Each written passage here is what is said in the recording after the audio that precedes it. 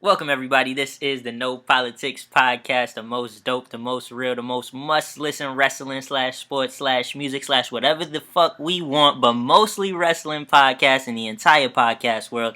I am one half of the team, your host, Working Genius, here with my co-host, as always. Faking no moves, baby. What up? Ladies, show him love. Fellas, give him some daps. Don't do too much. But if you know, anyway... We're here you to feeling talk excited wrestling. today, huh? I'm We're excited. gonna have a good episode. A short short week for wrestling, I'll say. Although Payback's coming up, so we gotta definitely talk about some Payback. Wow, I forgot that. I'm slacking. And then we got some sports to talk about, but I feel the excitement. There's a lot to talk about. It's weird. You said it's a short week in wrestling, but we record this on Wednesday nights. It is 11 something at night right now. It is also April 26th, in case you wanted the date that this was recorded. But, so at this point in time, we're in the middle of NBA playoffs. Yep. We just came off the wrestling week. We have Payback on Sunday. We have the NFL draft tomorrow night. Yes. We actually have our fantasy football league's draft lottery tomorrow night as well. Okay. We have, getting that there's top 10 lot. pick. You're not even in the lottery. But that's kudos to you for having a playoff appearance last year. So I'm still it's top thing. 10 though. I'm still top 10. I think you pick 11th or something. Well. No. You pick 9th. Something like 9th that. to 10th, yeah. Something like that. No, I picked 10th. You picked 9th. Yeah, anyway, let's not get into it. 16 league, though, so you know we real out here. But, so, I don't know. We can start with anything. I'd rather start with wrestling because it's the simplest. Yeah. And we're just going to get into it. We're not going to try to run match by match through the card. We're going to try to maybe bounce around just the important stuff, the significant stuff. Should we make our predictions? I would say it might be better to just talk about the lead up and make our predictions and a little bit of what happened all in the first segment so that we can save all that extra time for the NBA playoffs recap and the NFL draft if we have any thoughts. I got a lot of thoughts on that, and you know, there's a lot to talk about. So you more than me for the draft, but I definitely am gonna watch the draft and enjoy it. You know what I'm saying? Yeah, all 4 hours of it. Let's talk about the wrestling, and like you said, we'll make our predictions as we go. Cool with me. Starting off, Raw started off hot. Y2J baby highlight reel. It's never a bad. I got a lot to say. I'm excited.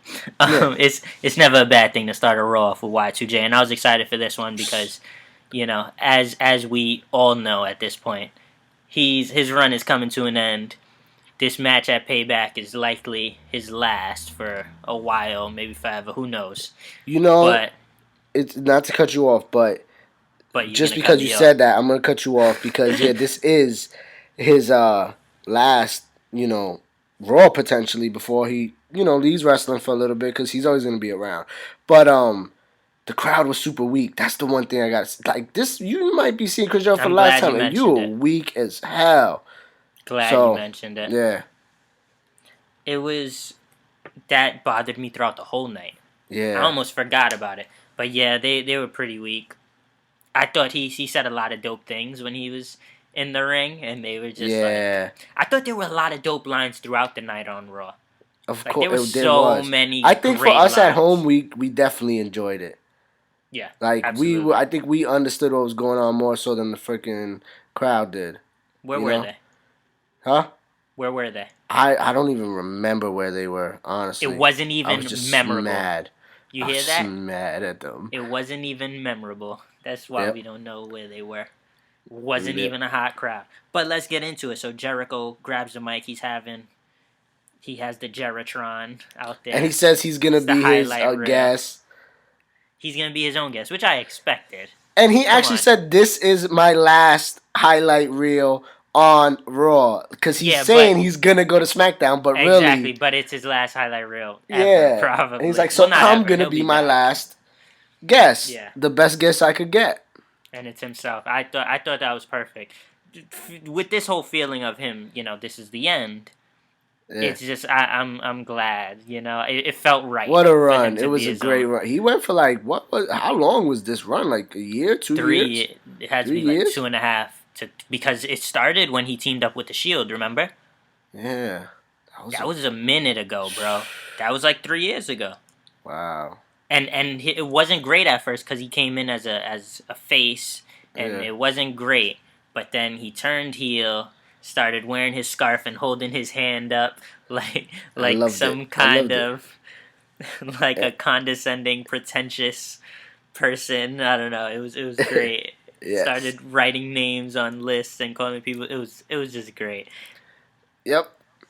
So let's actually get into the segment. That was just a little homage to Jericho. Yeah. But he gets interrupted by The Miz. And The Miz says that this episode of Jericho's highlight reel has been canceled. It's time for Miz TV. Take the fucking TV out and take this rug. As soon as he says that, if you were watching it on TV, immediately the Miz TV thing goes on to the TV. Wow. Like it changes. It wasn't anything when it was the highlight reel, but once he says it's Miz TV time, like the logo pops up on the corner of the screen. Yeah, it was great to see Miz do that and have that moment, because a lot of people say you like John Cena even said in his promo leading up to their match at Mania, you Jack Jericho. You know what I mean? Like, you pattern your whole style after him type shit. You know what I mean? So, I dug it because I do see those influence of Miz. But Miz has definitely made it his own. His own thing. Yeah. And I think from him actually being great at being the Miz, it actually helped Jericho, even seeing him like a young guy that he knows has inspired him to Jericho to be even more out there and crazy and just do what Jericho does, you know? Yeah. So, it was cool. I liked that whole moment. So Miz tells them, get rid of the TV, little people, put down the carpet or the rug. Yeah. And he goes, get rid of the TV, and Jericho is like, that's the Jeritron 6000. Yep. And Miz is like, it's a TV, and Jericho's like, it's the Jeritron 6000. He's like almost like a child. Yeah. It was like a great little like moment, and the crowd they were flat. But I enjoyed that personally from home. And so then we get Miz TV. And Jericho's the guest. And I don't even remember what happened. I just remember what happened. Nothing next. really happened because Ambrose came out. Yeah. Okay, I didn't remember how soon after. It was like right away, and then Dean Ambrose interrupts. Nobody has said anything at this point, and Ambrose just goes, "You're right, Jericho. Miz is a stupid idiot." He's like, "I didn't say that." He goes, "But you were thinking it. I know it." That was hilarious. That chemistry was awesome. Yeah, he was like, "I was thinking it. I was gonna say it. I was gonna." Yeah, and it made it all the better. Like, what a moment. Yeah, and then Ambrose says it's the Ambrose Asylum now, which we were actually just talking about this, and I wanted to point that out. I was talking about how I wasn't really excited. Like, nobody's ever really excited for Ambrose Asylum, I feel like it's one of the worst. And you made an excellent point if you'd like to shed light on it. I was like, that's the whole fucking purpose. Look at the sign for it. Jericho has the Jericho 6000. Ambrose has a white paper, whiteboard with it written in marker. You know what I mean? It's meant to be the shittiest fucking, Piper's Pit, Jericho's highlight reel, Edge's cutting edge. It's meant to be the shittiest one out of all of them. So that's what I love about it. And that made me appreciate it. Right there, you sold me. I was like, he brought the plant. True. Like, he brought the plant. Like, you know what I mean? Like, and then it has that whole chemistry, and they touched on their chemistry.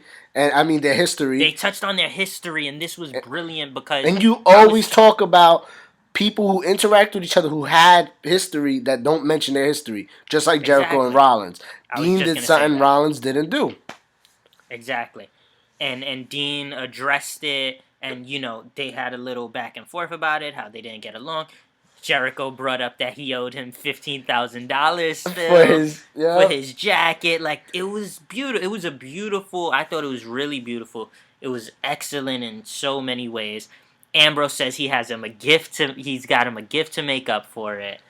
and he it's gives a regular him blazer. It's a blazer with like Christmas lights taped to it, and it was dope. Like it was dope. It literally looked like it was one of Vince McMahon's blazers backstage, and they fucking taped some fucking Christmas lights to it type shit. Like it was hilarious. It was great. And then what happens next? Does Ambrose just Miz basically gets the fucking dirty deeds. Yeah, as usual. Basically, Jericho adds Maurice to the list, and they set up a match later on tonight. Yeah, Jericho added Maurice to the list. And even the crowd wasn't even... Oh, man, see? Jericho put on the list, and then they went backstage and they had a segment with Kurt Angle, which was really dope, too, because he was like, I was waiting outside your office for all of 2 minutes. That was Miz, yeah. Yeah, and then that's like, I was waiting outside for an entire 2 minutes. Like, it was the longest wait he's ever experienced. This is how you treat your A-listers and stuff. And then Kurt was like, well, around here, the way I do things, we don't complain. We solve it in the ring. Find yourself a partner since you're such a... Or if you want to call it a co-star since you're such an A-lister. Yeah. So I'm like, okay, I dig that. And then it was a good episode of Raw. I really liked Raw. Matt Hardy versus Sheamus was pretty dope. You know, I really liked seeing Matt Hardy mix it up with Sheamus, that hard-hitting style. And Hardy looked really good. And he was doing the delete gestures. Yeah, big time. Big time. But it's been delete since they came back. You can't hide delete. I know, but he hasn't done it. They haven't really acknowledged it. They haven't gone like that at all with the arm? The crowd has, but I haven't seen Matt do that at all. And then they might have threw a little bit in at WrestleMania. Okay, well, he did it once. He did it once in the match for a second, and I was like, "Oh man, maybe that slipped." But then later in the match, he was going crazy with it. So I was like, "That's his thing. It doesn't matter what they say. That's a chant. He could do whatever the fuck. They can't copyright him doing this, and the crowd's chanting whatever they want." You know what I'm saying? I'm not gonna argue that, but he just can't brand himself as the broken guy. Okay. You know. I'm not going to argue it, but I'm also not going to necessarily agree with it because I don't know too much about copyright infringement except it's usually annoying the shit out of me most times. Yeah. But fuck TNA and Impact for what they're doing. Whoa. I'm sorry. I'm saying I don't got nothing, you know. It is what it is. You don't got nothing bad to say about TNA, but fuck TNA. Nah, you know what? It's some shitty shit. That's some shitty shit. That's a beautiful description of shit. But shitty shit. The match was really dope. I fucking loved it. Matt gets the win. Too. Matt gets the win. Cesaro all fired up, like saying Jeff Hardy cheated. Yeah, that was interesting. And then Sheamus was like, you know what, it is what it is, and just showed respect. That I don't know. Maybe that kind of worries me. Is Cesaro and Sheamus gonna break up? They're not gonna break up. I think they're gonna turn heel. Yeah. I think that's what these last 2 weeks have been for. You know, last week they do the shake hands, like respect to show like we're on good terms, and then this week there's a bit of friction. I think this match they forced to shake hands. I think this match at Payback is going to be interesting. Who you got winning that? Well, I was going to say let's make our prediction for Hardy's. Ambrose. Hardy's, let's make it easy. Whoa, relax. I know. Okay. Hardys. I got the Hardys. Yes, I think Sheamus and Cesaro turn heel. I don't know if they turn on each other, but I at least think they turn heel. Definitely. I just think the Hardys are that good. They're going to bring that out of them. They're going to be so frustrated that they can't beat the Hardys. Yeah. And I believe, let's make our Ambrose Miz prediction. Ambrose Miz. They're having a match? They must be, right? I don't know.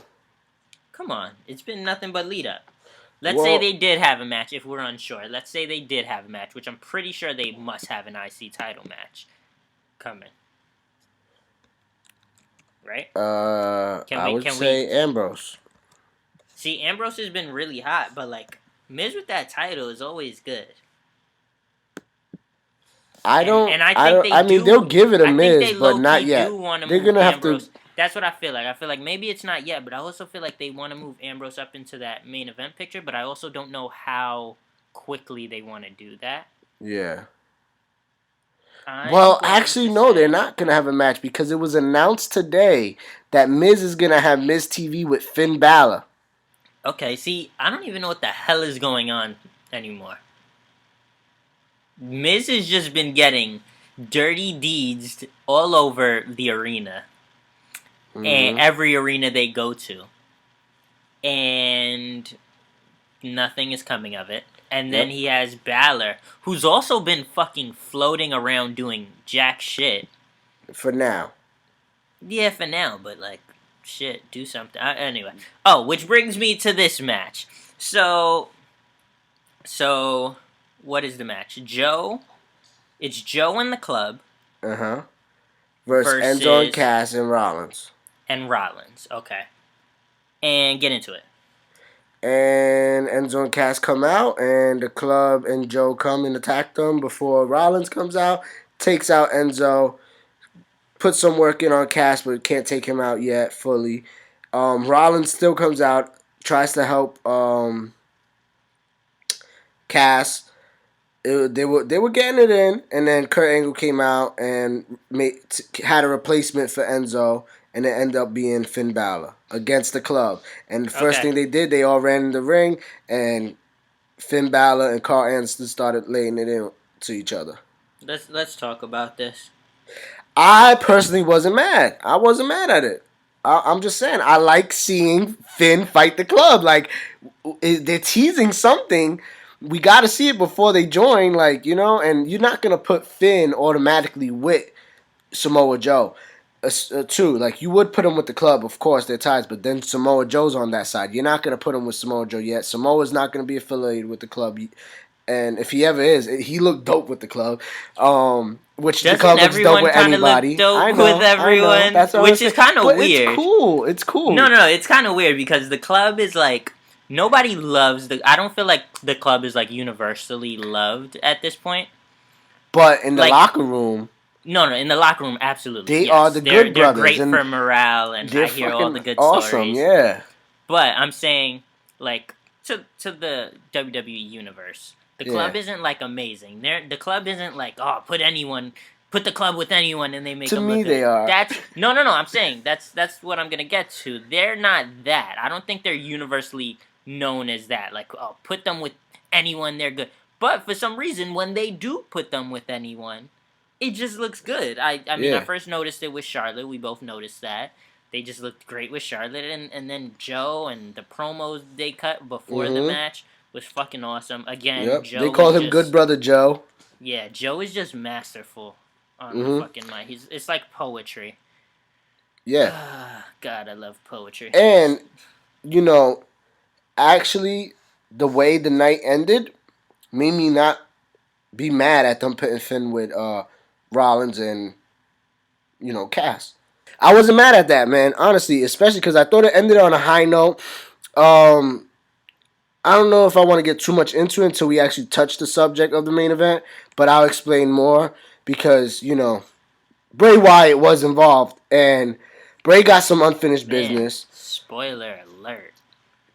Hey, it is what it is. It was an important part of it, and Bray Wyatt got some unfinished business with Randy to take care of, and then I think we're going to go full on with this Finn Balor Bray Wyatt thing, so put him with the good guys for now, put him against the Club, but something's going to happen where Finn's going to be like Balor Club all out and have his boys go up against Bray Wyatt and take, you know?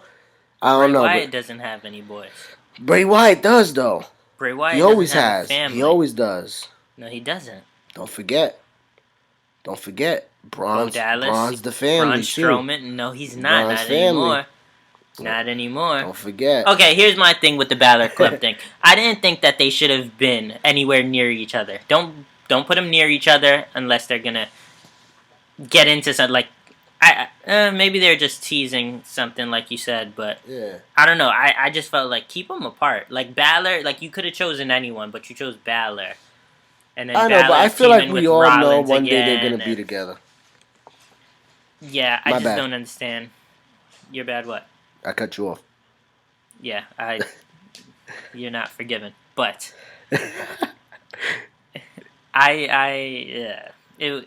I didn't know how to feel. I guess it's not as bad as I'm making it out to be. And the fact that I'm struggling to put into words exactly why I didn't like it maybe shows that I was overreacting a little bit. But I'm just keeping it real as to how I felt in that moment. Stick to your guns. Yeah, that's just that gut feeling. I just didn't like. I didn't feel like it was. I didn't feel like there was purpose in terms of let's get Balor on one side and the club on the other. I didn't think that. I just felt like, man, Balor's not doing anything again because he hasn't been doing shit. Let's find a way to put him in this match. Yeah. And let's take out Enzo to do it because that's always the easy thing to do. It didn't seem like there was a. It didn't seem like they were building a story for as to why Balor was going up against the club. It just seemed as though they wanted him to be in a match because he wasn't doing shit. You know, you're 100% right with that too, though. I got it out into words. You're 100% right with that shit too, though. It's two sides to every story. But yeah, all in all, though, that was cool. And actually, I think Gallows and Anderson are going to face Enzo and Cass on the kickoff show as well. So it's good that we actually got into that match because we could actually predict the win of that one. I got the club. Damn. I feel like they're trying to build them up. Remember, I said this, I believe, last week. I said it was interesting that they beat Enzo and Cass. Yeah. Pretty cleanly the other week. I don't know if it was last week or the week before. But I just felt like, man, are they trying to build the club back up? You got a point. They always flop, though. They go back and forth. But I'm going to go Enzo and Cass. I'm going to go Enzo and Cass. I think they should build the club. Enzo and Cass will always be good just because the crowd is behind them. The club, though, they lose steam when you have them lose so frequently. You know to think, though, this is the first pay-per-view after WrestleMania. Wow, yeah. It's been a minute. Yeah, it felt like a while, I was going to say. Yeah. Yo, Okay, so what else do we have? Well, we have the dumpster match, which was short. I thought it was going to be fucking retarded. I was like, a fucking dumpster match with Callisto. Me too. Surprisingly, Callisto gets the win, though, and uses his size to his advantage and takes out Bronzefeet. Yeah, it wasn't like a convincing win, but it was a win. And then he got fucked up, and then he got thrown off the top of the stage. And I'm thinking I'm going to have which was fine. And I was thinking I was going to have a goddamn Roman. Okay. But Roman did not show up tonight. Settle down. And that was another takeaway from a really good night with no Roman. Man, it's always a good night with no Roman, and I'm not saying that. It was weird, though. But last week was good. We talked about how solid last week was. And, like, not having Roman does not hurt it. And the week before, or the first night after Mania, Roman was there for the first 10 minutes where the crowd just booed the shit out of him, said one thing, and was gone the rest of the night. And that was a good night. Like... And then WWE made a package saying we missed Roman Reigns and made it seem like that night they cheered him. Oh, man. They made a video package for Reigns. That was horrible. That brings the show down a little bit in my grade level. Yeah, that's just... Like, stop trying to force it. Like, we know what it is. Just, this is why I lose hope. Like, this is why I'll say things like, man, he's clearly acting like a heel. But then... you show packages like that, and it's like, okay, wait a minute. You know, it's almost like, remember Rollins 24 documentary? Yeah. But then he came back as a heel. Yeah. And it was like the crowd didn't know how to react because we just watched a brilliant 24 with Rollins and how awesome he was. So it's like, you have to be some kind of consistent or people are just going to not know what the fuck you're doing. It's going to look like you don't know what the fuck you're doing. And with Roman Reigns, it looks like they don't know what the fuck they're doing. And speaking of Roman Reigns and Braun Strowman, last week Braun Strowman had shit to say about Reigns, and the crowd kept cheering him. You mentioned it. Anytime he said, I beat up Roman Reigns or some shit, and the crowd goes, yeah! And they pop for every little sentence he said. So then this week, what did Braun Strowman make sure to do? He made sure to insult the crowd. Yeah. So now it's like, okay, so they're trying to keep Strowman heel. It's funny that you mentioned that how I was joking about that, how the crowd was really loving him because of that shit, and he wasn't even saying shit really. But I had a conversation with someone. This guy out here where I live, he's a wrestler. He's an independent wrestler. And I asked him how'd he feel about the whole Braun Strowman Roman thing. He was like, yo, Strowman's getting over. And you can say he is, but then my point to him was, yeah, you can say that he's getting over, but it has to do with Roman. He's gonna say, I'm the guy who took out Roman. Everyone's gonna fucking chant and scream and go and cheer. You know what I mean? Yeah. So, I mean, it's weird, but like you said, he made sure to make sure, like, you know, he insulted them, you know, and still exactly kept that bad guy personality. Heat. Yeah. All right, so I think this is the main event of Payback.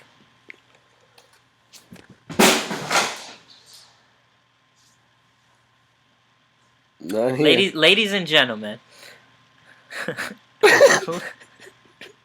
I have to inform you that mid-podcast, my co-host, Faking No Moves, thought it was a good idea to throw something across the room. I don't know what he was targeting. I'm not sure what was going on, but it happened, and I just felt like you had to know why I was so taken aback and a bit overwhelmed by the situation that I just had to freeze and pause for a moment. I lost my train of thought. I don't know what's going on. He can explain himself if he wants. It's up to him, but... My bad. That was hilarious, but the cats were kind of fucking around, and I had to set their ass straight. So I picked up a slipper and threw it, and it hit the stove. Were you aiming for the cat? I was aiming for around the stove, just so I could scare them and have them run off and go into their fucking room and fucking shut the fuck up. Okay, I just had to make that clear because a lot of people might have taken offense and would have been like, you're throwing stuff at animals, and I just had to clear that up. We love the animals on the No Politics podcast. I got them for a reason, not to hurt them. But you know, at the moment, I knew I was recording, so I had to think fast. Okay. So I just threw it at the stove, so they will run. Props to your quick thinking there. Now, let's jump back in. I lost my train of thought for a moment, but I just got it back. I think Reigns and Strowman is the main event of Payback. Maybe. Who knows? The way they've been going. It's not going to be the House of Horrors match, and it's not going to be Jericho Owens. It's going to be Roman and Strowman. Yeah. So let's make this pick. Huh? So let's make this pick. I got Roman. I got Roman too. It is what it is. Roman's coming back after being gone for 3 weeks. Just lost his brother.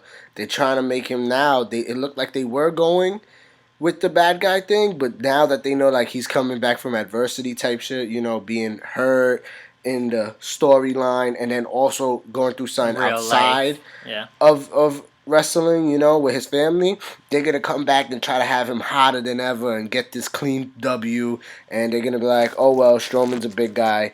He can hold his own, and he could definitely hold this L.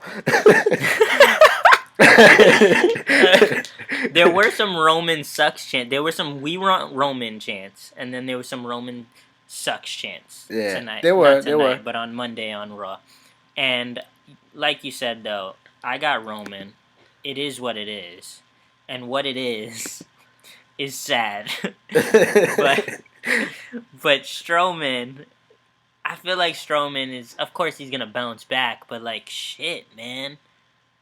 I hate building up Strowman, because Strowman has looked like such a monster lately. Yeah. And I hate when they build people up just to feed them, quite literally, well, it's not literally, but, and then they feed them to Roman and the Cenas, and just, I don't like it. But I got Roman, you got Roman. That's going to be the main event, likely, at Payback. That's my guess anyway. But it is what it is. Listen, they've proven that they can have good matches, though, so I'm pretty sure it's going to be a good match. Absolutely. I love the package they did. The highlights of Strowman jumping off the top rope, and the spears through the barricades, and, you know, the top turnbuckle with the headbutt. Like, oh, man. Is there a stipulation for this match? Who knows? They'll probably throw it in there before the match starts. I mean, if they do, it's probably no like, disqualification. No DQ, yeah, of course. But I was gonna say I didn't know if they were gonna try to go with something gimmicky like ambulance match, something like that. Probably to play into it. Yep. But what else we had on Monday Night Raw so that we can also touch on this card because we still got SmackDown to talk about, and Raw, Let's just move on to the main event. There wasn't. Well, the women too. Okay. Alexa Bliss is getting a shot at Bayley, and that's big. Yep. Yeah, Alexa Bliss. Okay, so Bayley and Alexa had a promo, and just. But Alexa came out first. She had a good promo too. They were saying what, and she was like, "Alexa's the best in the world." Loser says what, and they were like, "What?" And they were like, "Exactly." And she's like, "Yeah, she's brilliant."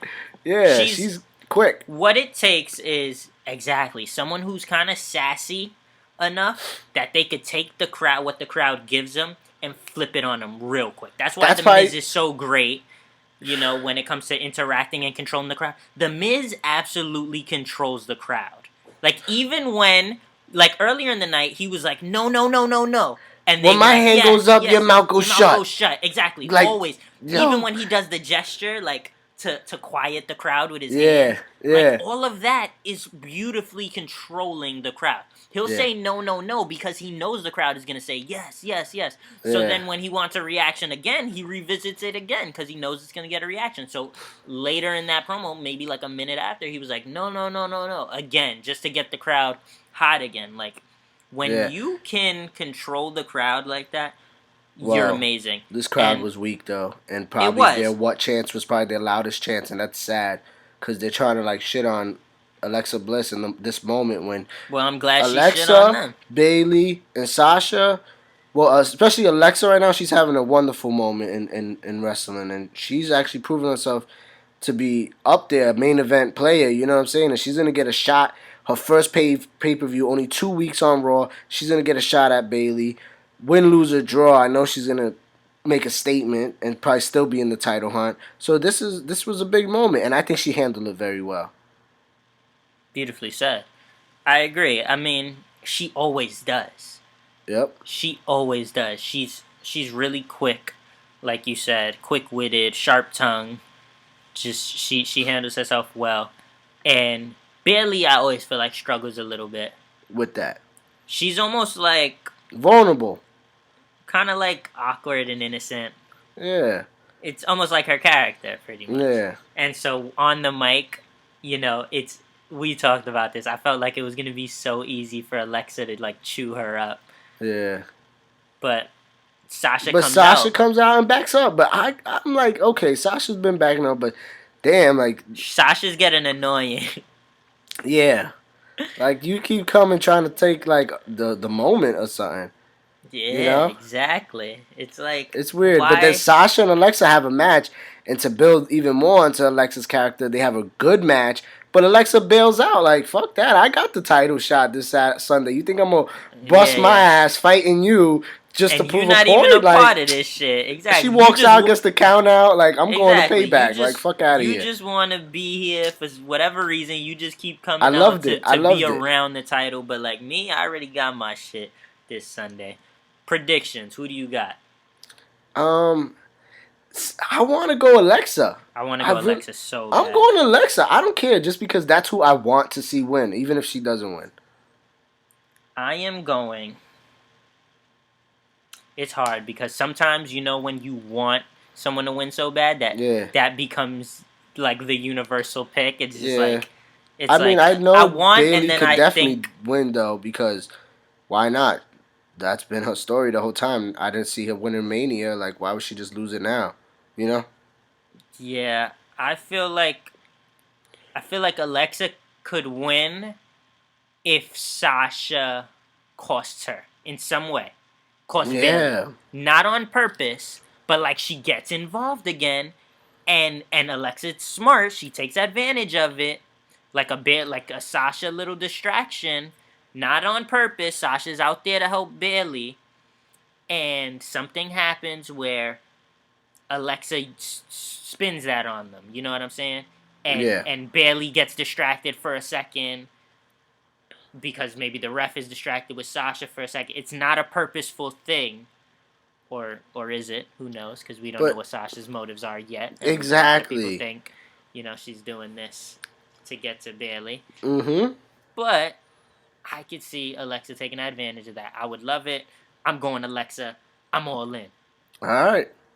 That's what Let's I'm keep talking it about. moving, though. Let's talk about the main event now. But before we get into the main event, we have one more backstage segment with Ambrose and Jericho.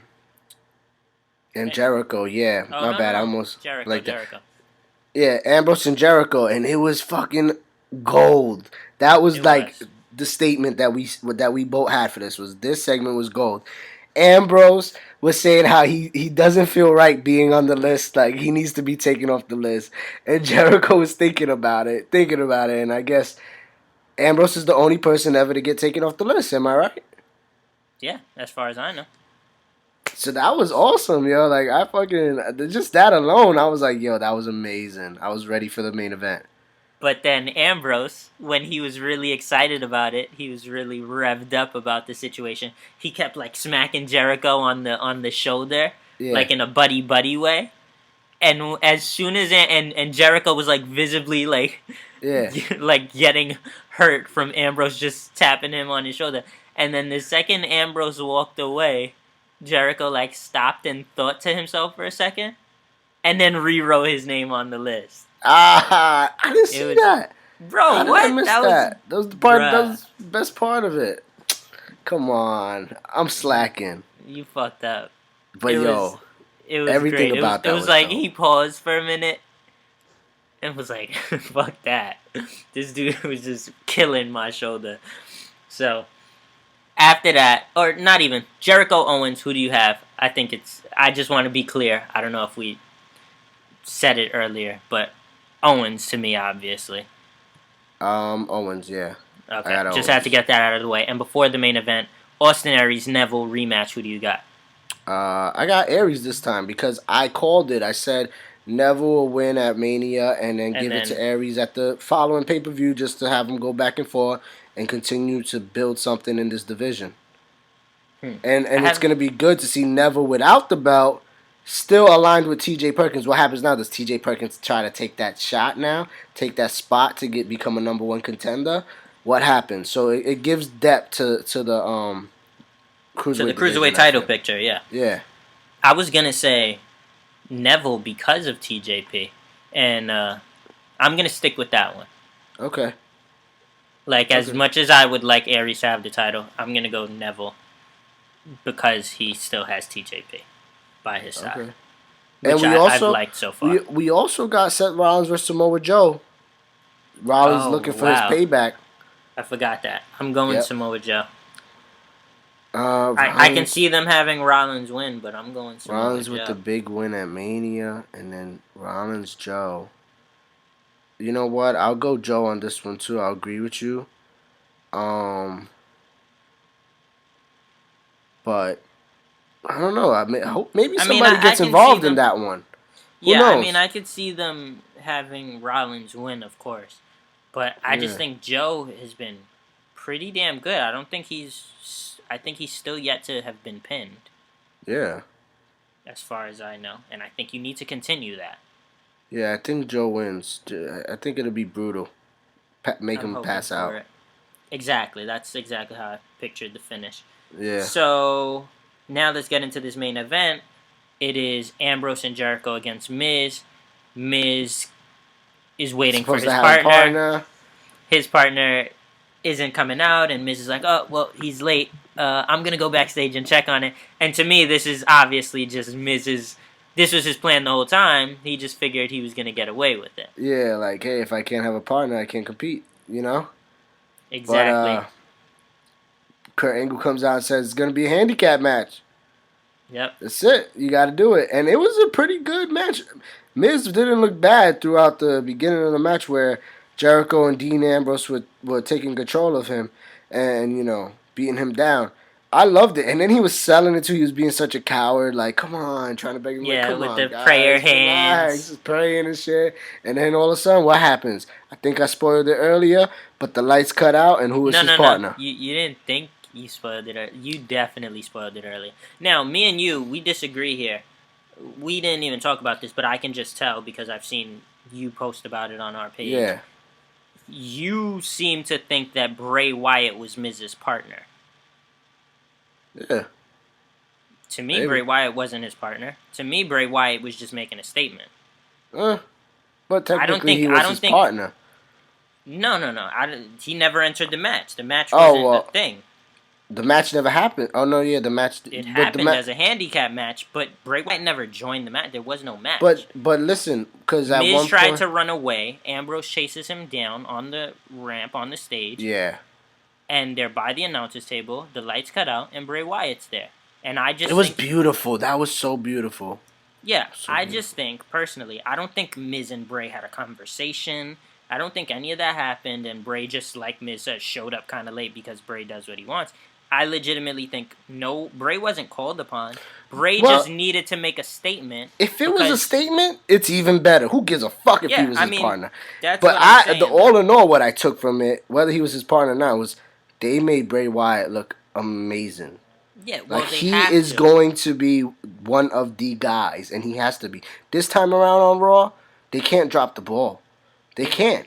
It would be so bad if WWE dropped the ball after this with this one. They will. Watch them do it. Now, listen. To me, he made a statement because we haven't seen him in the ring in a while, and he has a title match coming up at the pay-per-view, which don't even get me started again on having that title match on the Raw's pay-per-view. Because but you know what? Just ridiculous. And he's going to lose. And they just needed to make him look good because we haven't seen him in a while. WWE isn't even promoting it as a title match anymore. It might just be a regular match. That's a joke, bro. That's crazy. But maybe that gives him a shot. What if Bray beats him? He automatically becomes a #1 contender for the Universal title. Yeah, I don't see it being advertised as a championship match. Which is ridiculous because... And it's his match, so... But Bray Wyatt hasn't even had his title rematch, has he? Since Mania? Or did he, on SmackDown? And I'm forgetting. What happened? Did Bray Wyatt ever have his title rematch? No. Then that's ridiculous for it to not be... Well, did AJ Styles ever have his? No, but they made a thing out of it. But it was a thing. I'm just being a fucking antagonist with that one. Yeah, well, it was a thing. They made something out of it. It was acknowledged that he didn't get his title match and that he was being screwed over. It turned into a whole feud. I'm looking at it right now too, another website. Well, CBS, credible website. Adam Silverstein's the one who posted the Payback matchup lineups, and he even said, match was originally for the title, but is now a non-title match, a move WWE made without any announcement. It's just ridiculous. It to me, the only thing I could take from it is they better not fucking drop the ball. Bray Wyatt looked good at the end of Raw. If he gets the W, crazy. You know what I mean? Let him come and get a shot at the Universal title, or maybe build him with Finn Balor and see if whoever wins that gets a shot at the title. You know what I mean? Mm-hmm. Yeah. We'll see. Now I don't even know what the fuck they're doing. But with it not being a title match, I'm going to go with Bray. Bray, right? It's a Raw pay-per-view, and I would think they would want the Raw guy to win. They would favor the Raw guy. Especially Kevin Owens. Except in the case of, Owens and you know what I'm saying? So they're like, okay, well, KO gets to keep his title and, go back. So, Bray's going to get the W over their champ. Who knows? Because then it's like Randy's the champ. How do you go back to freaking SmackDown knowing you lost a match and you're the champ? You know what I mean? Yeah. You know who this benefits? Jinder motherfucking Mahal. Speaking of which, Bray. Let's finish up on this Raw segment. Bray Wyatt takes out Ambrose. He takes out Jericho. And then Miz is over his shoulder, patting him on his shoulder and acting like they're cool with each other. And Bray's giving him that side eye, who the fuck you think I am, just finishes him off. Yep, and that's that. That closes the show. And beautiful way to close the show. Agreed. So now let's talk about SmackDown. We were talking about the WWE title. Yep. And maybe it's not a title match because Randy Orton doesn't have the title to bring to the pay-per-view. That's crazy that now that you mention that, and look at that. Now, no. I'm not giving WWE credit for being smart about that, and that you could still make something the title match even though the title isn't present. But I just think it's a funny coincidence. If you're not sure what I'm talking about, if you haven't watched SmackDown, basically, Jinder Mahal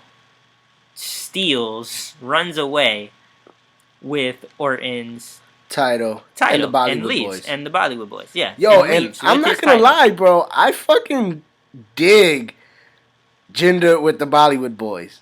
They are bro, official. I said it immediately. I said it once they were holding Sami Zayn's leg. I was like, this is gonna be great. This is the twist that they need if they want Jinder to be the shit. You know, if they want to be him a realistic, believable number one contender. Yeah, I absolutely agree. I mean, if he was champ, like, I wouldn't be mad at that. Like, there's been other people who were champ, like Jack Swagger, who, come on. But I'm just saying, Jinder, at least he's different. At least he's different, and he helps them.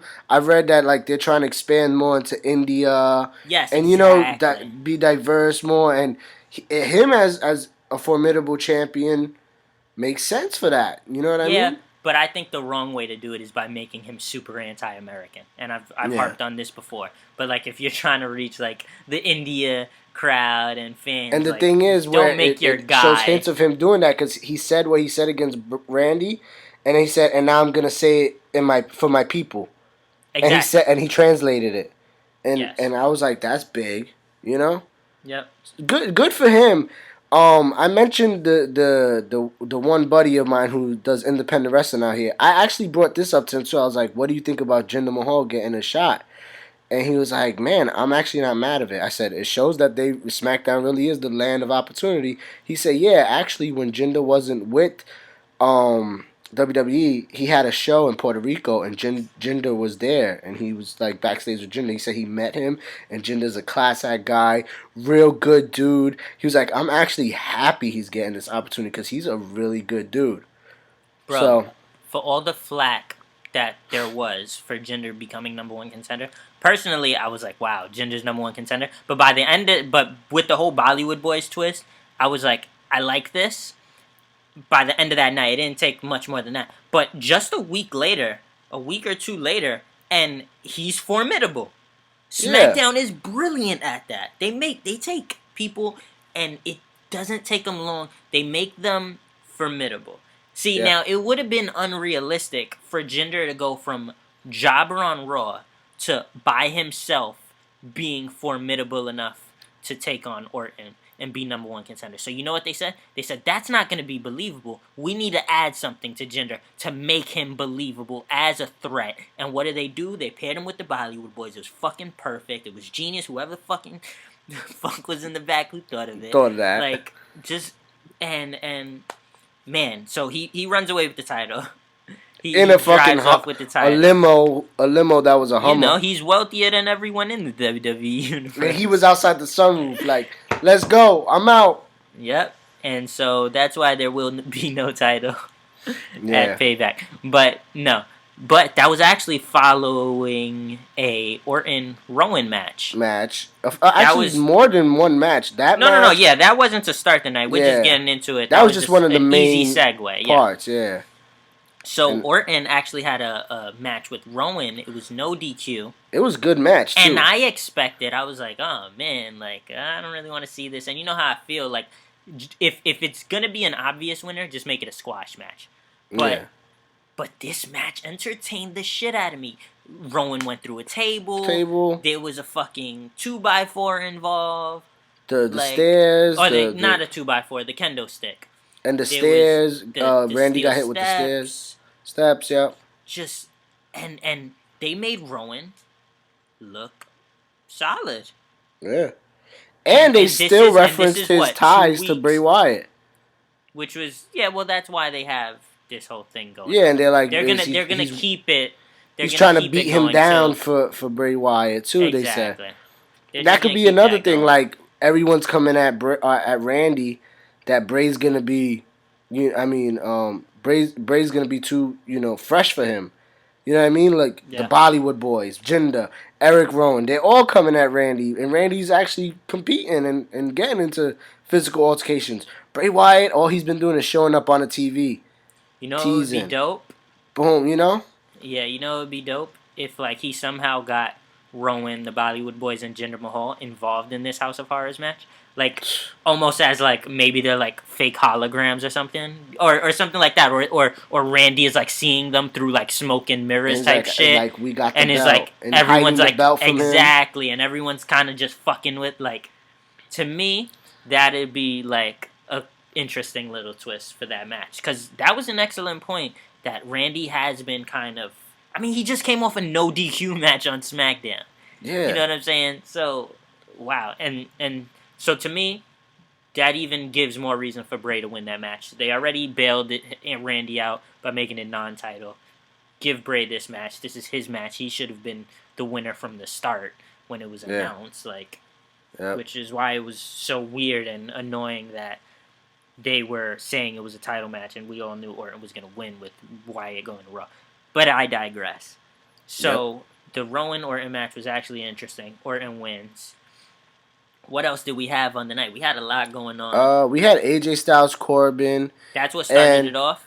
That was the first match, but what started off was Nakamura. Renee Young introduced Nakamura. Right. We thought we was going to get him to talk. And then Ziggler interrupted, and Ziggler went on a tirade that he's Michael Jackson disguised as an Asian Japanese wrestler. I thought it was kind of funny, but it was just weird as why would you go with this whole angle, to say he's Michael Jackson? But I think it's more from an artistic point of view, trying to compare his uniqueness in this business. This guy is the Michael Jackson, the once in a lifetime that comes through. You know what I mean?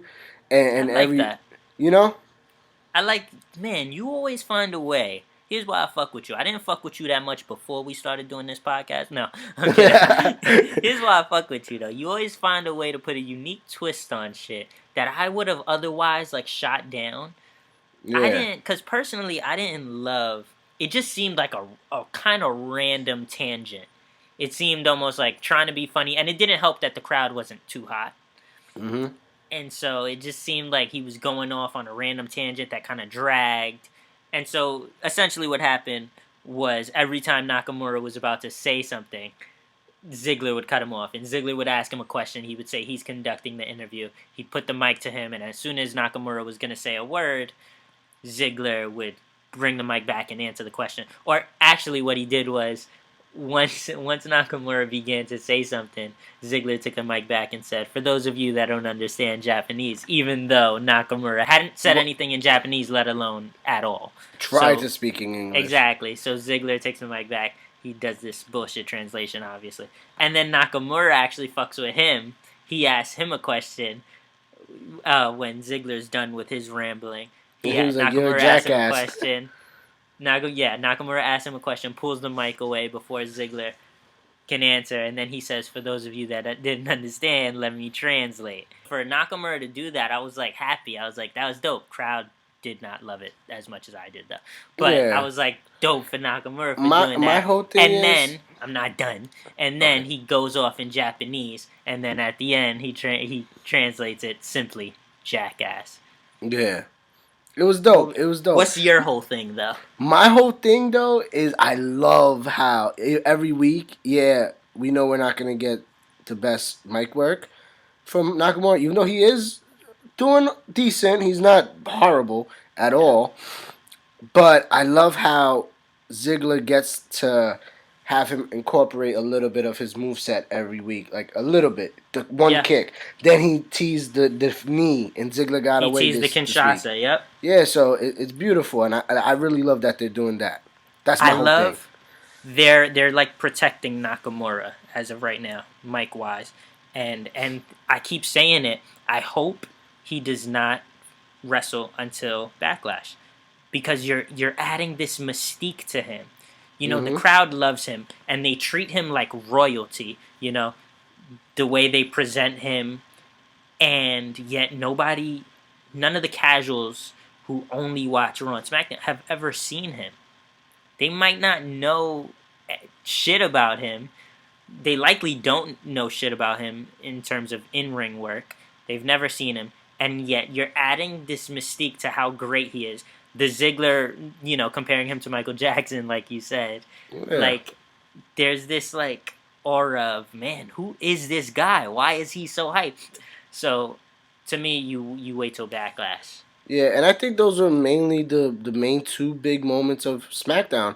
And then we had an awesome match with AJ Styles and Baron Corbin, which we spoke about numerous times before. They have proven to have great chemistry with each other. And AJ, we know, has proven to have great chemistry with anybody. But I really love when him and Corbin have a match, and I think it was a dope match. Owens was on commentary. Owens was on commentary, exactly. AJ ends up getting the win. I think Zayn came in at the end. It was like a little like roll up type shit where like it didn't make Corbin look weak. Corbin was dominant throughout most of the match again. Yeah, like Corbin was about to go for like a power bomb and like try to finish him type shit, and he just got rolled up type shit. Like then Owens comes in to beat up Styles. Corbin joins him. At first they're like tussling over who's gonna get to beat up Styles. They both end up beating him up. Then Zayn comes out and helps. Haluva kicks Corbin. Then when Zayn first came out, Owens rolled out the ring. Zayn Haluva kicks Corbin. Owens comes back into the ring, hits Zayn from behind, takes him out, and then powerbomb Styles.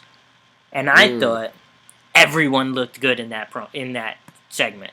Yep. Corbin looked good from the match. Styles looked good because he got the win. He found a way to get the win again. Yep. Owens looks good because he powerbombed Styles, and Zayn looks good because he Haluva kicked Corbin. Like, everyone came out of that looking good. Definitely. So that was that. It sets up. It's just more going into the Owens Styles feud. Yep. It almost feels like Backlash has to be like right there.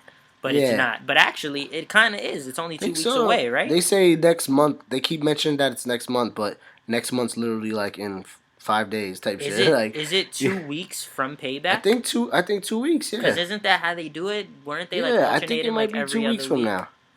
Okay, so that's dope. We got a number one contenders tag. Beat the clock tag. Beat the clock. Tag team match. The Colognes versus American Alpha, which we talked a little bit about the Colognes, I think, before we started recording, and we said we love what they're doing with them. We love how they debuted. I like how they're not the Shining Stars no more. They're just the Colognes, and they wrestle good, and they got an attitude, and they fucking look awesome. Even though sometimes simpler is better. They did lose, but they held in there. They had the lead for a while. They were dominating for a while and controlling that match. 5 minutes and 17 seconds altogether, but American Alpha got the W. Not the cleanest finish when they went for the finish, but it still looked good, and it was still a good match. Yeah, if you're not sure, I was confused when they first said it's a beat the clock number one contenders match, and I was like, who the fuck are they racing again? Like, because the other match hadn't been announced yet, exactly. And I was kind of confused. Like, beat what clock? Like, are they giving them a timer to? Like, I didn't understand what was going on. So basically, the time goes up, then you. But yes, they were setting the time. They would set the time based on their win, and then the match later in the night was Breezango versus the Ascension, and then they would have to beat the clock. So, and I loved the idea. This was the first ever tag team beat the clock match they mentioned. And I think it works better for a tag team match number one than it did in previous years when it was a bunch of dudes for the the WWE Championship 1-on-1. You know, I like it better as a tag team thing. I like this because so Alpha sets the time at 5:17 with their win, and then I like this because Breezango and Ascension, I was like, well, it's Breezango and Ascension, but in the back of my mind, I was like, I hope Breezango wins, because I fucking love Breezango. I was like, I hope they win, and they beat the clock, because it keeps Alpha away from the titles even longer, and it doesn't make Alpha look bad, because they won their match. Exactly. You know, they can't control how quickly Breezango and Ascension's matches. And it also makes the Colognes look even better because look how long it took the Colognes to lose compared to, Breezango taking out Ascension, who are, in all reality, two monsters, and Breezango took them out quicker than, Alpha could take out the Cologne. So it makes everyone look good, actually, except Ascension. Exactly. So, yeah, except Ascension.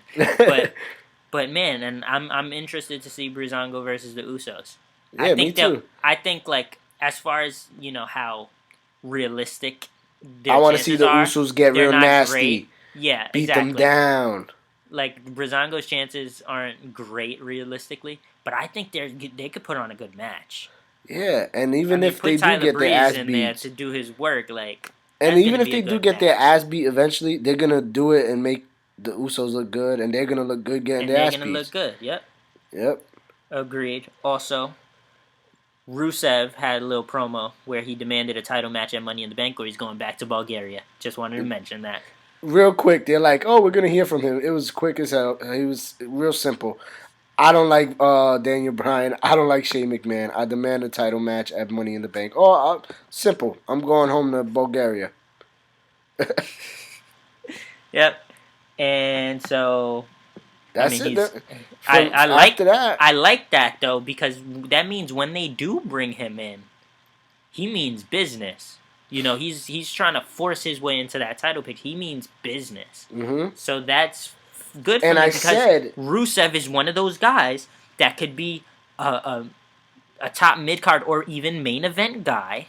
I said it. I knew he was going to request a title shot. Because I said... I'm sorry. Raw has dropped the ball a bunch of times with Rusev. But SmackDown is going to get it right. And they're going to make him the threat he should be. I said it all along. Like, this is going to be good for him because finally, I think, on SmackDown, he has the chance to win his first WWE championship.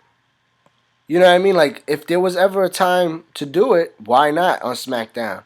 I called it with Rusev from the beginning, but I didn't even expect them to do it even better than what I thought they could. Jinder Mahal's getting an opportunity. There's no doubt Rusev's going to get that opportunity and maybe even win. You know what I mean? So, yeah. I like it.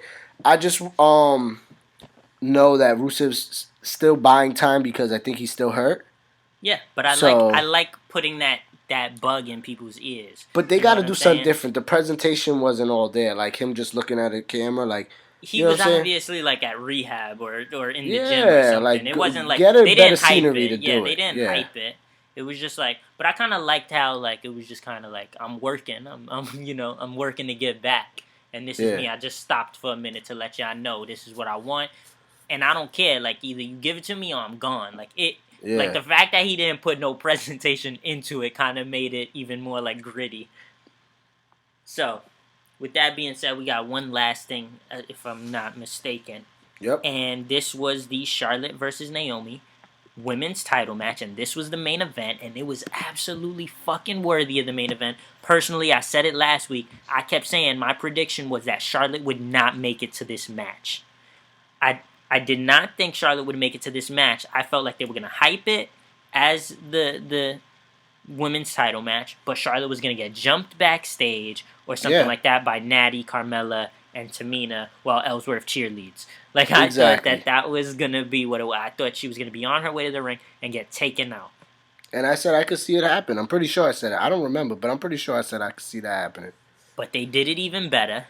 To me, they outdid me. I thought my idea was good. They outdid me. They let them have a match, and I loved it. The match was fucking amazing, and it proved that their chemistry is just really good. Charlotte's really good at what she does. Like she said, she's just the greatest, whether men or women. She's killing, and I said last week, I love how, it's called a rear view, that butt move, by the way. Yes, and I kept fucking struggling to remember, and I thought the same thing when they said it. I was like, oh, no shit, I should have knew. So, I love how she reversed it last week, and then this week, she actually hits it, and then goes for the pin, she kicks out. It was a great back-and-forth match before the inevitable end happened, but I fucking loved it. They both look very athletic. Naomi stepped her game up a lot, and she's proven she belongs to being there, and well, she's champion, 2-time champion, so she's been proven it, but she's proven it even more. Yeah, and the end, usually I always complain, like, I like clean finishes. SmackDown does a good job at clean kind of finishes. They give you a result. You know, Styles beating Corbin. Like, whether or not they want to make either of them look bad, they give you a result. You know what I'm saying? I always like that about SmackDown. But having this be what it was and Natty and them interfering, it wasn't bad because it made sense. Yeah. That's the thing. It has to make sense. This is a story after all. You're telling a story. It wouldn't have even made sense for those girls to hate Charlotte for getting that opportunity that so much and then let her have her match. It wouldn't make sense. It wouldn't make logical sense for them to let that match go through, and they interfere. They jump Charlotte. They jump Naomi too, and it kind of almost looked like this kind of makes you feel like, are they trying to turn Charlotte face? Because, you know, the crowd fucks with Charlotte, you know? Yeah. And now she's getting beat up by these, you know, these girls who are obviously the antagonists, the bad guys in this situation. Honestly, it's weird because, like, it sucks for Charlotte because it gives Charlotte's character is so much built on... She has no one on her side. The bad girls hate her, the good girls hate her. But she's just superior, you know, genetically superior. I think if she's forced to be more babyface, it takes away some of her material because she mentions all the time how she's superior. She mentions how she's the best. There, like, her thing is cockiness and arrogance. That's why I said it the way I said it, because they have to do it that way. Like, she's so superior that not only do the good girls hate her, but even the bad girls. Because I'm the queen. Bow the fuck down. But I'm fine with that. I just hope they don't try to make her so babyface that, like, she drops the cockiness. Because that's what the fuck makes her her. She is genetically superior. She comes from a 16-time world champion. Like, it's in her blood. It's in her DNA. That's her. You know what I'm saying? So I'm hoping it doesn't fuck that up. But so I'm really excited for the Charlotte-Naomi rematch going forward. Becky is somehow involved a little bit because the bad girls approached her and said, whose side you on? Exactly. Like on some you either with us or you against us type shit. This is going to set up... to me, this is going to set up Becky, Charlotte, Naomi versus Carmella, Natty, Tamina. Maybe next week. I don't know. Maybe to hype up the Backlash if it's in 2 weeks like we think. But I'm excited for the Charlotte-Naomi rematch. That should be dope. Man, I thought it was a solid fucking Raw. Solid fucking SmackDown. And for it to end with the women just standing tall like with some badasses. They looked badass, dope. Bro. And Carmella... Ooh, and then fucking Ellsworth with his Egyptian... It looked like an Egyptian, like, sleeveless hoodie. Yeah. Yo, his fashion has been so funny. But... Oh, man. Lana started a live video. I'm about to check in. Live on the No Politics podcast. I saw a preview of Lana, like, practicing her entrance into NXT and shit. And she was doing some breakdance and shit. That shit was trash. I'm sorry. If they come with a character like that, she's doing some... dumbass breakdance shit to the ring, yo. That shit was trash. I hope they don't fuck that up. You know I fuck with Lana. Give it a chance. You know I fuck with Lana, but it didn't look good. I'm sorry. She better do some more like a promo shit, like that dance style, you know, with the chair type shit. No, don't do no breakdance shit. For real. Not to rear off. But yeah, that was SmackDown. And the women's division for SmackDown is looking good too. Man, SmackDown was... I didn't think there was any bad part about SmackDown. Raw, we didn't even mention it, but Dana Brooke and Alicia Fox had a match.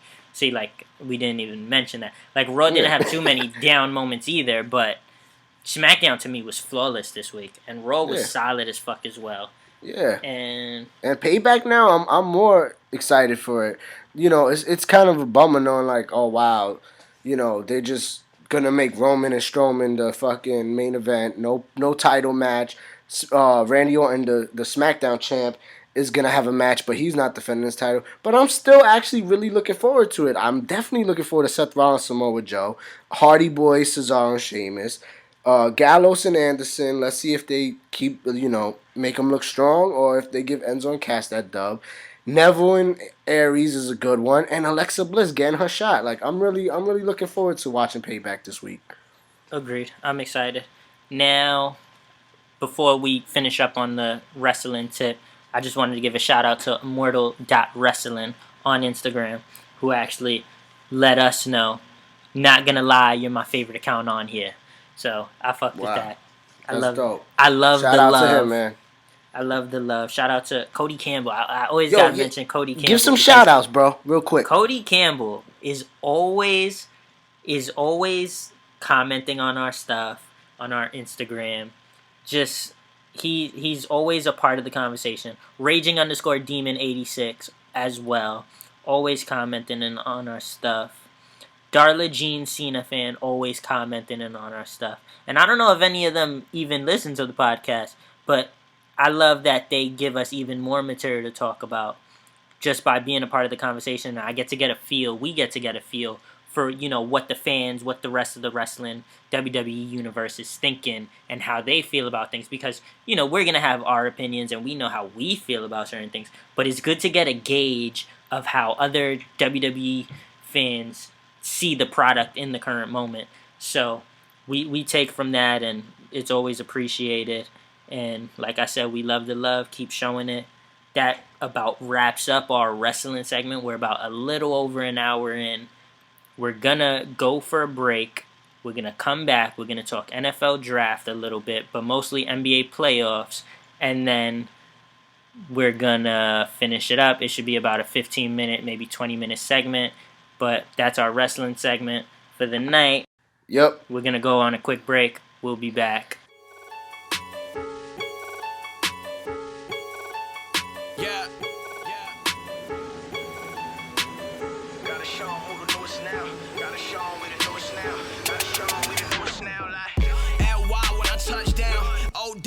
Touchdown, new women had it for a while. Ted drive, switch it up now. I was young, did a fade with it. Now it's Kobe with a fade with it. 60 on American game with it. Ain't no question, I stay with it. Welcome back to the No Politics Podcast. I hope you stuck with us this far. We're about to get into some NBA playoffs. We're going to recap the first round a little bit more, and then we might touch on the NFL draft a little bit. It's tomorrow night. If you're listening to this on Thursday, it's later in the night.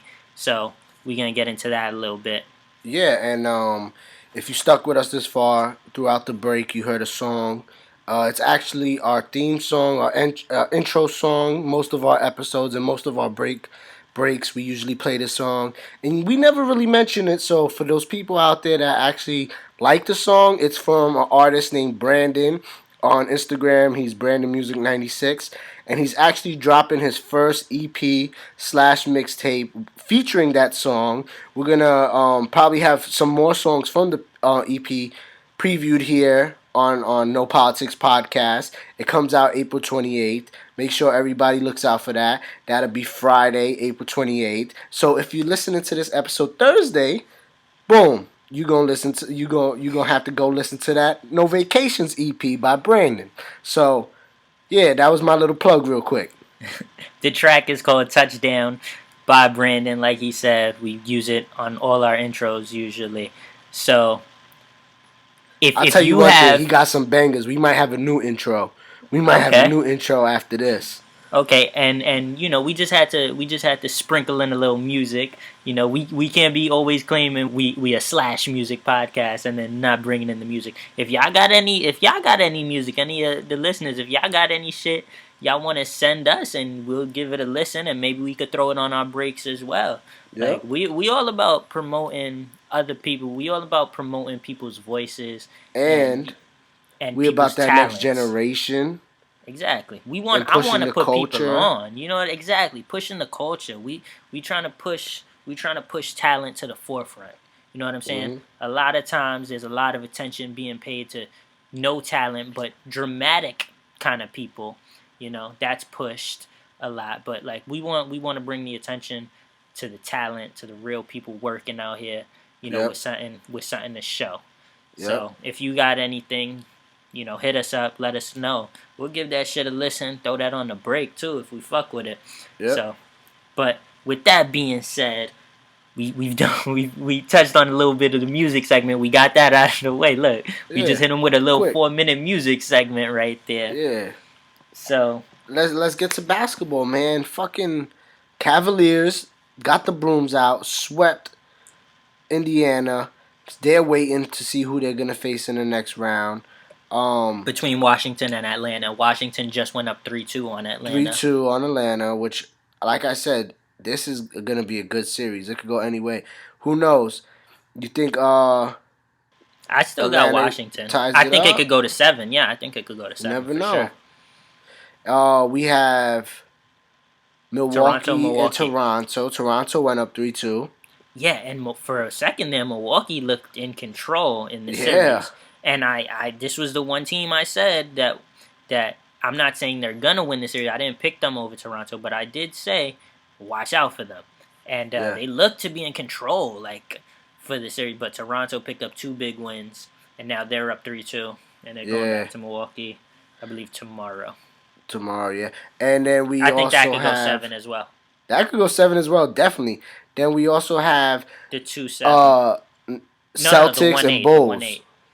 The 1-8, Celtics and Bulls. Now, when the Celtics went down 0-2, we had a conversation about it. We obviously said if the Bulls go up 3-0, it's not like it's done. But the to Celtics me, actually just came back 3 in a row, and now it's 3-2. I was saying we wouldn't count the Celtics out. Isaiah Thomas was coming off of a rough week, in those first 2 games, and I said give him a minute. Let them get it together. They went on the road. They won 2. Came back home. They won. This is over in 6 now. I said Celtics would win in 7 when they were down 0-2. This is over in 6. This is good. This is over. I love it. This is important. This is important. Yeah, that's important. But let's move it over that's to the West. East. Now West, bro. West is looking crazy too because Golden State handled business. 4-0 swept the Trailblazers. And here's the interesting thing. I said that I thought the Blazers would win at least one in like a game where McCollum and Lillard go the fuck off. And McCollum and Lillard did have a game where they went the fuck off. It was game 1, but they still lost. So actually, McCollum and Lillard were pretty much going off every game, but that's it. Series, yeah, like they held their own. They did what they were supposed to do. They just don't have all the weapons the Golden State Warriors have. Exactly. Plain and simple.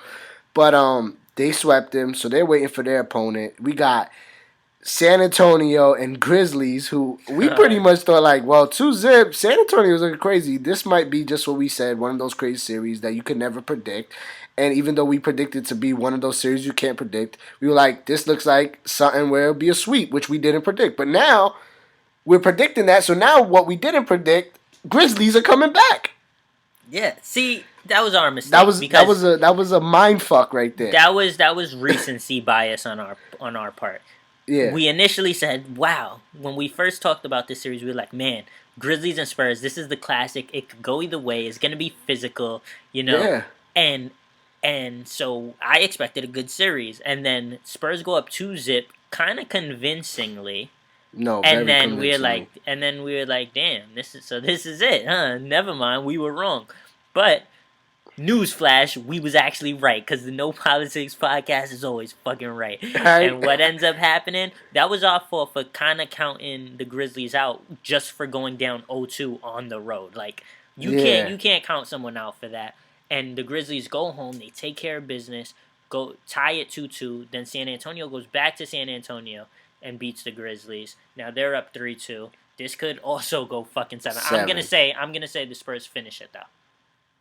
Spurs have to. But I think it could go 7. I still have the Spurs.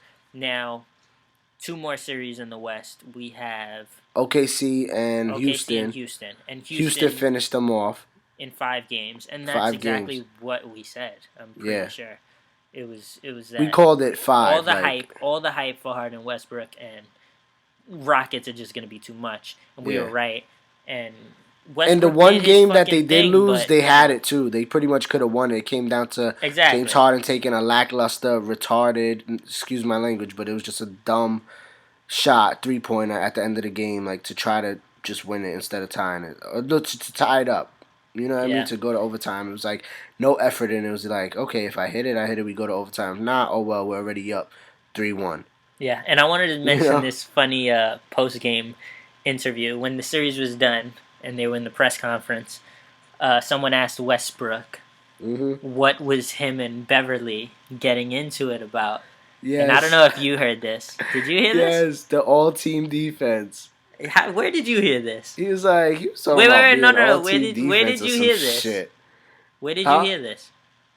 I hear everything, bro. I watch it. I'll be up on it. What you talking about? Well, I was watching it. I'm the one that brought it up into our fantasy group chat, so I heard it live.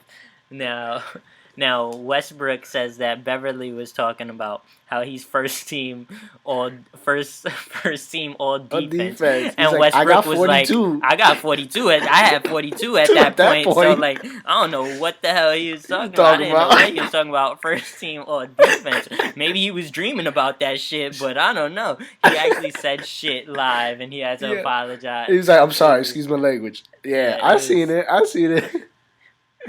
That was funny. I love it. That was probably the best part of the whole series. Oh, man. But, yeah, no, I love Westbrook. But he had a point, Beverly. He's been dropping fucking almost 50 every game. Every game, bro.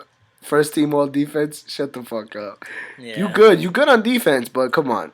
Russell, you annoy people. You know, you get to people sometimes, but Russell's a different animal. Exactly. But, so that series is up. They're waiting to see who wins between the Clippers and the Jazz, which... No, they're not. They're not? They're waiting to see the other team? Memphis and Spurs. Oh, so Warriors play the winner of Clippers and Jazz. Who cares? Either way. Well, I mean, it's important. It's the playoff. No, I'm joking. But, all right, so let's get into this Jazz Clippers.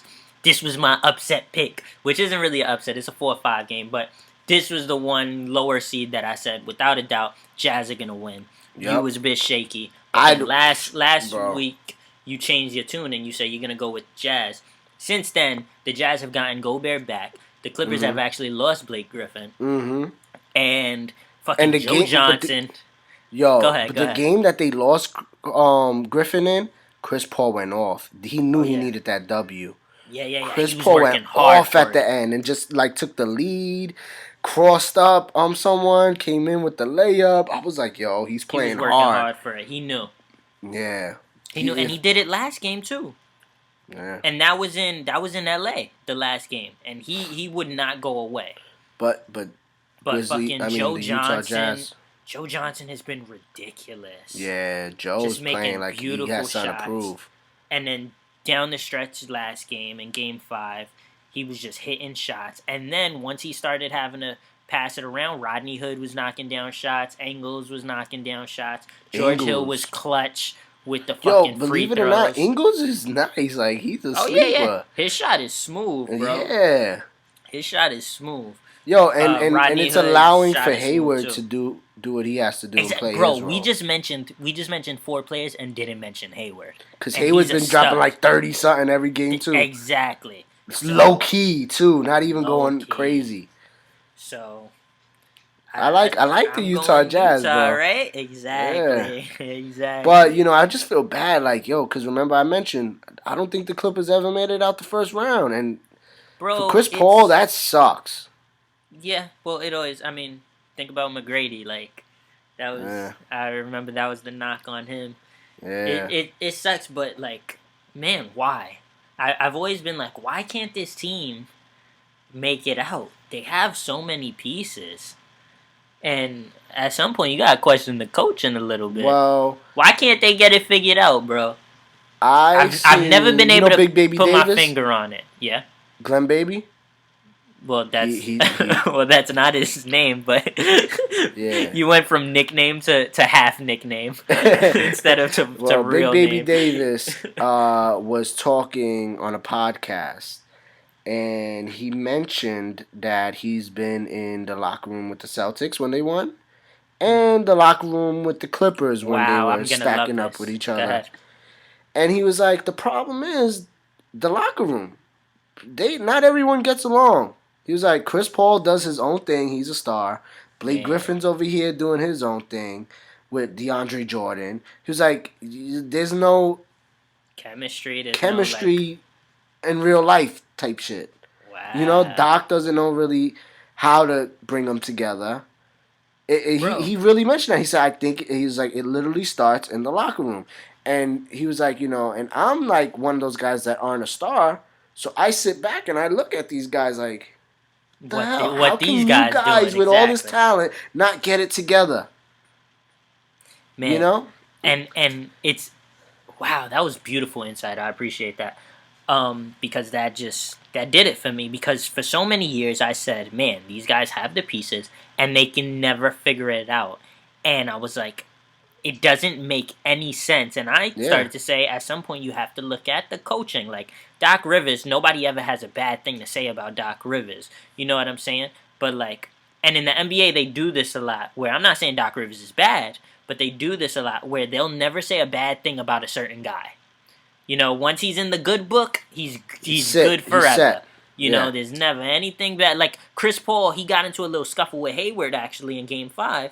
And afterward, Paul kind of gave him a shove to Hayward after like they were, tugging at the ball. Yeah. Oh. And they wrote it off as a little push from Paul at the end. Like it's cool. But I know if Lance Stevenson did that to someone, they would have been like, that's a tech. I don't know how you allowed them to let Marcus Smart do that. That's what I'm saying. Exactly. So Marcus Cousins. Come on, exactly. It's the end of the world. Chris Paul does it, and it's just a little shove from Paul. Chris Paul draws a foul by holding on to the defender's jersey, and he's a savvy veteran. You know what I'm saying? And it's once you're in their good book, you're good. And so Doc Rivers, not that he's bad, like I said. But, like, nobody ever has anything bad to say. But sometimes you got to think about it. If the players are solid, they got pieces, what is stopping them from getting over that hump? And I start thinking coaching. And you just made a beautiful point talking about what Glenn Big Baby Davis said. And it's the locker room. It's the atmosphere of that team. Speaking of that, and kind of you have to look at the coaching. It even happened in Boston. He said Ray Allen did not communicate with none of his teammates at all. Once him and Rondo got on the wrong page, Ray was Ray. Ray just came to be Big Shot Ray, and that's it. And make those shots. Jesus Shuttlesworth. You know what I mean? Yeah, just be that. He was like, it got to the point where Rondo literally broke that team up. Wow. Yeah. And then it's like, well, how come he can't solve those things? But you can't just say it's all on him and he's responsible to solve it. They're all grown men. You know what I mean? Yeah, but I don't know. Here's my thing. My father is a coach, and he's been a coach for forever, ever since I was a child. And like one thing I've always appreciated about my father is, he's coached some guys. I don't have to throw names. I could hit y'all with a few names though. I've mentioned Joakim in the past. My father's coached Danny Green in the past. Like. Okay. He's coached Ron Artest for years, and Ron Artest is one of those. Of course. Talk about not in the good books. He wasn't in the good books for years, and so one thing my father always does is he's the coach, so he doesn't care who you are, how big your ego is. Check it. He's gonna check your shit. Yeah, and I've always respected the shit out of that. And in the NBA, it seems like people are so worried about like. Not trying to tussle the feathers of stars and shit. Yo, I would check LeBron. Like, if I'm LeBron, I'm checking LeBron if LeBron steps out. And I'm checking these people. Yeah, we all grown men, but know your place. And LeBron is the type of player, though, that he respects that. Look at David Blatt. They were running all over him. Exactly. But LeBron knew Tyronn Lue was that guy where they had that respect. And it was like, he's the guy for the job. And David Blatt got ran out. Yep. You know what I mean? So... It is exactly what it is. Like it's not always a bad thing. Like keeping it real and checking someone ain't always like they're gonna have a problem with you. At the same time, they might just respect you because of it. Damn, this dude, he is the coach, and you got to take control at some point. And if Doc Rivers is failing to do that, then that's it. Like you need a new. What is the fucking word? You need a new culture. You need a new culture, and if Doc Rivers can't get that done, he's got to be out. Like, and I'm sorry, nobody wants to say it. Nobody's gonna say it because when they respect these people and they in the good books, they good. It's not, you don't necessarily, not every coach gets fired because they're bad. But sometimes you need a new face, you need a new culture, and that's what this team needs. This isn't working, especially if they don't finish up this series. But I think I think Utah is taking the series. That's my call. Utah should definitely finish it off, but it could go 7 with this one too. The way these games been, the way Chris Paul's playing, I know Chris Paul's giving his all. But they're going back to Utah. But like I said, it goes back to that whole locker room thing. If everyone's getting along and how the bond that everyone has together, and they have to feel a little bit down 3-2, going to Utah for Game 6.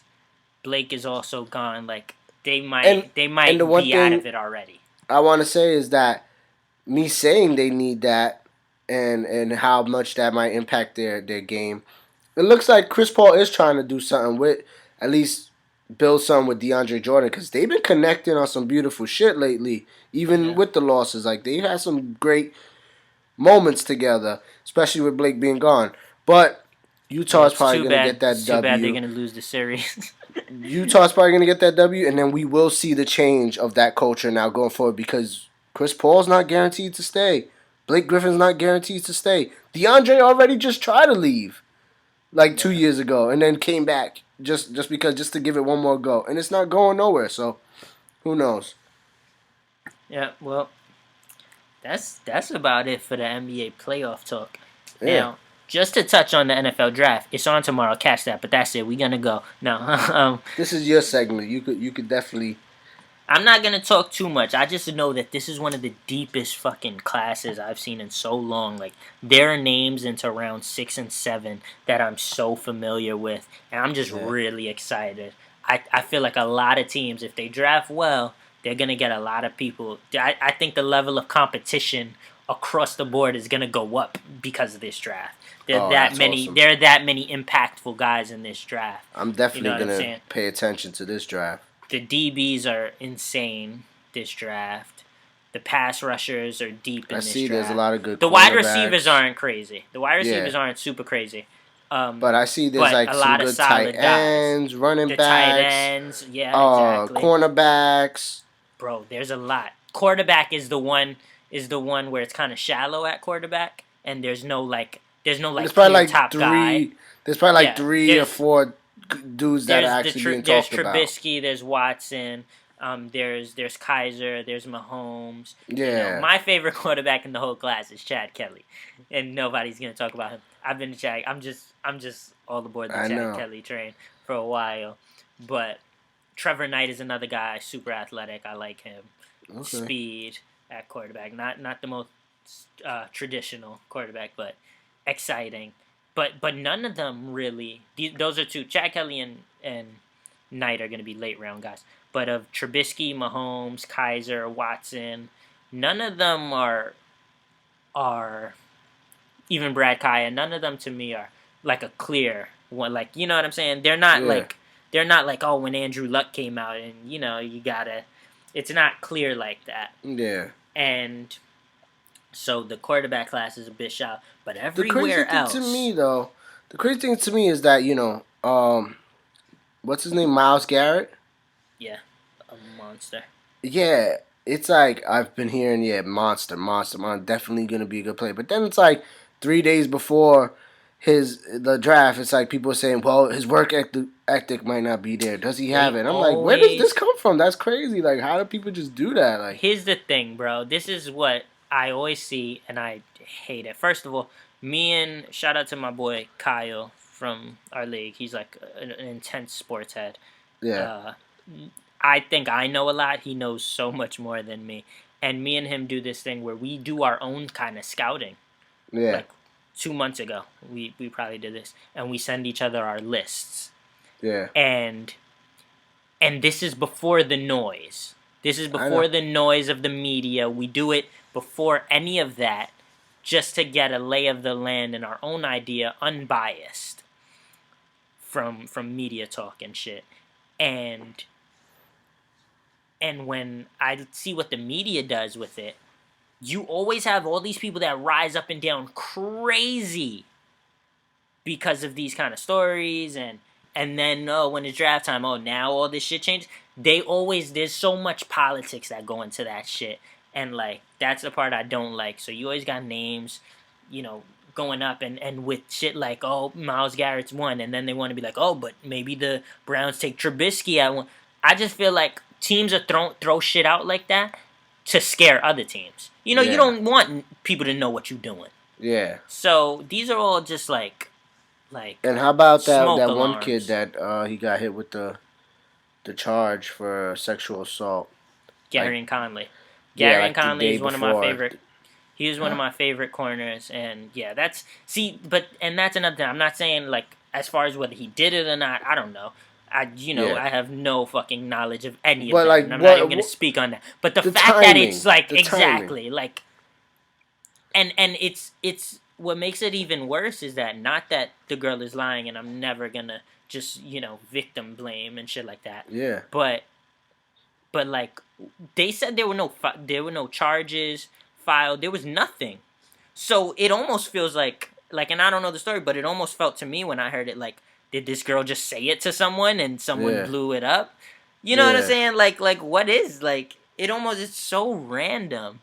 To like there were no charges it's filed. Weird. Like it's just what? Like can anyone like if I was a girl, could I just be like? Could I find someone? Could I go up to a news station and be like, you want a story? You want a scoop? This person did this. Yeah. You know what I'm saying? How does it like, even is get that out? like how did they get that story if no charges were filed? Like, where did it come from? And that's what always is it that and easy? And the sad thing someone? is, it's probably going to impact his stock. Yeah, like where he goes in the draft. If he did it, then he deserves that. Obviously. Oh, of course. And deserves fucking jail time. Obviously. But the way you explain it, like, how does it just come out of nowhere if there's nothing filed against? So that to me says like, damn. And maybe I don't. And maybe also I don't have all the information because I didn't look super deep into it. But, and I don't know too much about it either. My coworkers was explaining it to me because he was telling me about it at least because he's like you and he actually went and did like the whole first round and predicted who's gonna get picked in what way. I should have did this segment with him. Huh? I should have did this segment with him then. The fuck are you doing here? And I was just like checking out the people he was putting on the list and he was talking about certain players that he really and he's a Cleveland Brown fan so he's like, I hope they don't pick Trubisky. No way. They got to pick Garrett and then maybe trade up and get someone else, but not Trubisky. And I'm like, I don't know. I actually like Trubisky. I just, like... he actually likes Deshaun Watson better. I think Deshaun Watson makes too many mistakes. He turns the ball over. And then I was watching some of Deshaun Watson... I was watching some of Deshaun Watson's highlights, and that's what he said. He was like, he's a winner. Because me, I didn't watch college football. I hear the names. Of course, I'm in the league, so I hear the guys you guys talk about. And then around this time, I see who's the top people. And I pay attention to that, but I also like to pay attention to who my team's going to pick to, improve the roster. But he showed me, like, some highlights, and I was like, I saw Deshaun Watson throw a ball. And it was like wobbly in the air. It wasn't a spiral. Peyton Manning like throws wobbly. And I was like, that was kind of like a horrible. That was kind of a horrible throw. I was just being random and stuff. Like that kind of looked bad. He was like, yeah, that's kind of what people are saying, but he's a winner. Yeah. And he was like, I would like for them to take him over Trubisky. And I was like, I don't know. Like I don't really give too much of an opinion because I don't know too much about him. So. Well, I do like Trubisky. He's not a winner though. Like. Yeah. Like in the way Deshaun Watson is, but. I liked him the first time I really saw him. I didn't even see any game tape, but I saw him at the combine, and I was like, he just makes all these throws look easy, and he looks like real cool about it, and that was like okay, like as far as how much of a leader he can be, which is super important at the quarterback position, which is why saying like Deshaun Watson is a winner, that's important. That holds weight because you can lead a franchise. You know what I'm saying? Yeah. You see guys like Cutler who they get criticized because they don't have as much of a voice. So like at the quarterback position, it's extremely important. So that's the. My question is where do you think Leonard Fournette goes? Who you really love? I love Leonard Fournette. Does he go to 49ers? He could go to the Jags. I don't know if the 49ers take him at 2. If anything, I would think they would trade back out of that pick and try to get him. Yeah. But 4 to the Jags, who need running back help. 6 to the Jets, who need anyone. Yeah. 8 to the Panthers. He can't fall past that. He cannot fall past that. You never know, though. Who do you think the Niners are gonna get?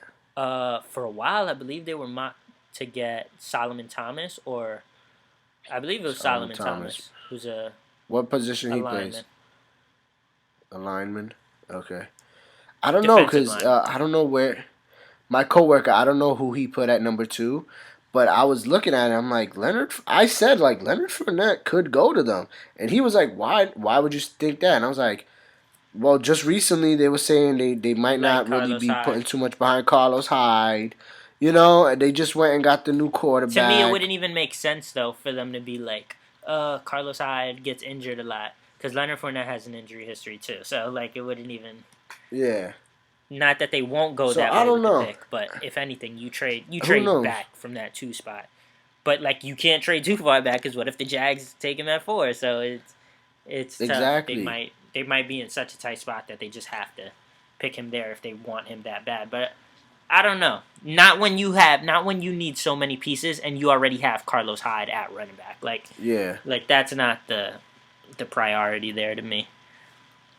So I would say Solomon Thomas. I still need to do my NFL mock draft on the website. Maybe the Jacksonville Jaguars. Yeah, they could take him. There's a lot. There's so many possibilities, which I love. I love drafts like that. Cool. Love it. I'm looking forward to it. I'm definitely going to tune in. I'm looking forward to who my Falcons take at 31. That should be. Giants, we got what, 23? 23, baby. It's a big number. Special. That's important. Yes, that's important. More important is that you keep fucking with the podcast. You keep showing the love. You keep listening. You keep telling people about it. And, you know, whenever you want to hear wrestling talk, whenever you want to hear sports talk, music talk, cloth talk. Exactly. You come to the No Politics Podcast. You could catch me on Instagram at WorkingGenius. WorkingGenius. Catch me on Instagram. Catch at No Politics Podcast on Instagram, on SoundCloud. Coming soon to iTunes. We working on it. We ran into a little speed bump, but... Yeah, we really have been working on it, but we're gonna get this figured out. It's a little bit difficult than we thought it would be.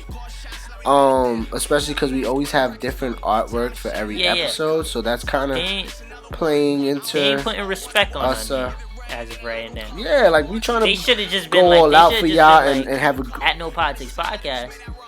Fuck that artwork. We take just come through with all the artwork. Like they should have been. Especially we catering to our demographic. But we definitely coming, and you can follow me at Faking No Moves, FakinNoMoves.